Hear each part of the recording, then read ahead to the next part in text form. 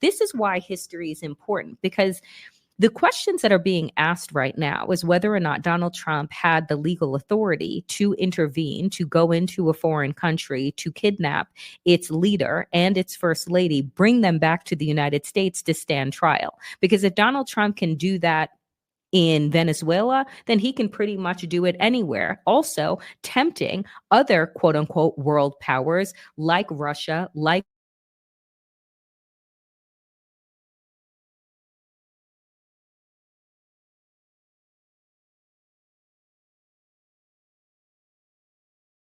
China, such as Brazil, Chile, and Argentina. But overt U.S. military operations have historically been confined to closer neighbors in Central America and the Caribbean.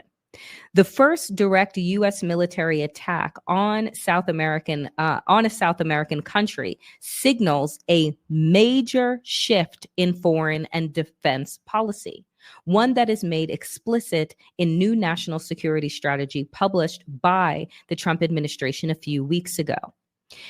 That strategy called for an expansion of the U.S. military presence in the region in what it describes as a Trump corollary to the Monroe Doctrine, the America for Americans foreign policy set out in 1823 by President James Monroe and later used to justify U.S.-backed military coups in South and Central America. This is why history is important.